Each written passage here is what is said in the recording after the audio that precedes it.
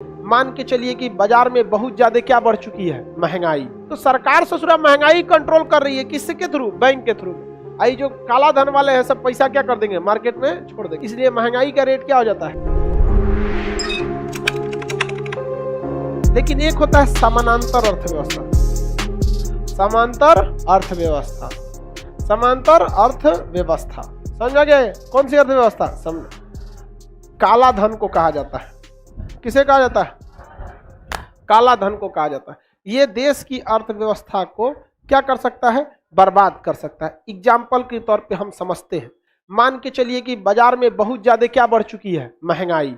बाजार में महंगाई क्या हो चुकी है, बढ़। इसका सबसे बड़ा रीजन है कि लोगों के पास अब पैसे ज्यादा हैं। महंगाई का मतलब होता है कि लोगों के पास पैसे क्या है, ज्यादा है। इसलिए सरकार इन पैसों को कम करना चाहेगी। तो क्या करेगी सरकार? लोन का परसेंटेज रेट बढ़ा देगी। कहेगी कि कार पर जो, देखिए अभी क्या होता है, लोगों के पास, किसी के पास 10 लाख रुपया है, ठीक है, अब उसको कार खरीदनी है, तो 10 लाख रुपया में कार खरीद सकता है, लेकिन खरीदेगा नहीं।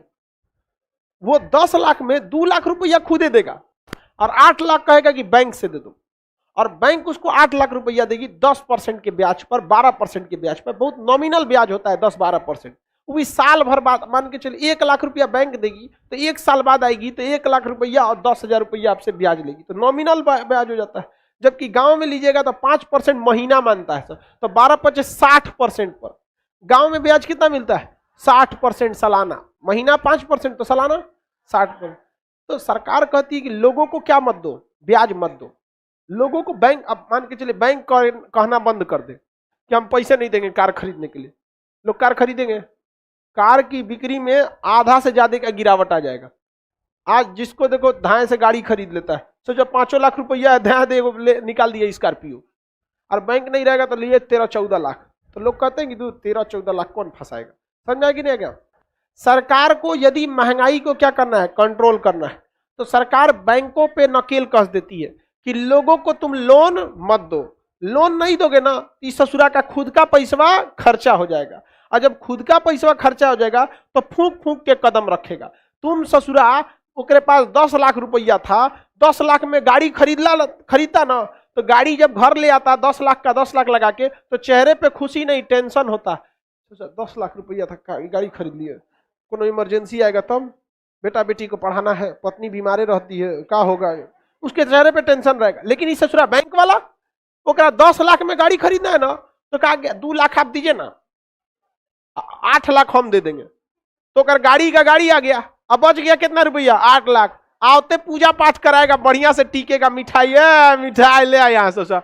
अब वो जब गाड़ी खरीदने जाएगा, और गाड़ी खरीदने के बाद जब मिठाई खरीदेगा तो रेट नहीं पूछेगा कैसे किलो, मिठाई पैक के लिए 5 किलो, ताव देखेगा, बारे भाई 1 नंबर, 150 वाला मिठाई को कहेगा 250 में बेचे हैं, आपको 200 में दे देंगे। तो इस अर्थव्यवस्था का सबसे बड़ा दुश्मन क्या है? पैसा। बैंक पैसा को सप्लाई कर देती है, ये करिए बैंक दुश्मन है, ये बोली है, मारो उसको। अब मेन चीज पे जाइए बबनी, पैसा। बैंक दुश्मन नहीं है, बैंक का पैसा खत्म कर दीजिए। तब मेन क्या है? पैसा। जहां पैसा आया इंसान के अंदर अकड़ आ जाता है। सिंपली बात बताते हैं, करप्शन भी यही समझ। एक नॉर्मल आदमी को है मोटरसाइकिल पे क्या किया, हेलमेट की वजह से पुलिस ने क्या कर लिया, पकड़ लिया। वो बेचारा मैनेज करेगा, सर छोड़ दीजिए, ये है वो है दुनिया में। किसी करोड़पति को पकड़ लिया तो, अरे तू हमारा गाड़ी पकड़ा रहे, जितना सैलरी होता है कितना पैसा लेगा, दे 2 करोड़ 3 करोड़ काट। उसको भी पता है कि 3 करोड़ पेनाल्टी कहां से काट लेगा। तो पैसा बहुत खचरा चीज होता है। तो काला धन उस धन को कहते हैं जिसका सरकार के पास रिकॉर्ड नहीं रहता। तो बताइए समानांतर अर्थव्यवस्था किसे कहेंगे? काला धन। काला धन अगर आ गया तो आपकी अर्थव्यवस्था को क्या कर देगा? चौपट कर देगा। आप बताइए, महंगाई को कंट्रोल करना है तो पैसे के फ्लो को बढ़ा देंगे कि रोक देंगे? जैसे रोक देंगे तो लोग महंगाई को क्या कर लेंगे? खुदे कंट्रोल कर देंगे। तो सरकार क्या करती है? रोक देती है। बैंकों को कहती है लोन मत देना। बैंकों को क्या कह देती है? लोन मत देना। सब आदमी जिस दिन अपने पैसा से करने लगेगा ना, उस दिन समझ में आएगा। यहाँ पर बड़ी बड़ी बिल्डिंग देखेंगे, दिल्ली मुंबई में बन गई, बुर्ज खलीफा बिल्डिंग देखें, सैमसंग कंपनी और जीसीसी गल्फ कंस्ट्रक्शन कंपनी, ये सब मिलके बनाई है सब। आपको पता है इन सब के बनाने में केवल इनका 10% पैसा खर्चा हुआ है, बाकी 90% किसने दिया है? बैंक। अब बैंक नहीं देता तो बुर्ज खलीफा बन गया रहता। नहीं ना बनता। तो बहुत जरूरी होता है कि पैसे को आप क्या करें, कंट्रोल करके रखें, पैसे को खुला छूट नहीं देना है। अब पैसे को कंट्रोल, काला धन कैसे होगा, बहुत ध्यान से समझिए। मान के चलिए कि आपने 1 करोड़ रुपया कमाया और उस पर सरकार को 30% यानी 3 लाख रुपया, 30 लाख रुपया क्या देना था, टैक्स। लेकिन आप वो टैक्स को चोरी करने के चक्कर में इधर टैक्स नहीं दिए, इधर उधर फंसा दिए, झूठे बीमार पड़े नहीं है, दिखा दिए कि हम क्या थे, बीमार थे, ये वो करके पैसा खपा लिए। तो आपने क्या रख लिया है, काला धन रख लिया है। अब सरकार चाहती है कि बैंकों को कहेगी कि तुम लोन मत दो, ताकि लोगों के पास पैसे ना जा पाए। तो सरकार ने क्या कर दिया है, लोन को महंगा कर दिया या लोन मना कर दिया। तो जितने अमीर धनाढ़ लोग हैं जो क्या रखे हैं, काला धन, वो कहेंगे हम ही से ले लो ना 2% पे, हमसे क्या ले लो 2%। तो सरकार ससुरा महंगाई कंट्रोल कर रही है, किसके थ्रू, बैंक के थ्रू में।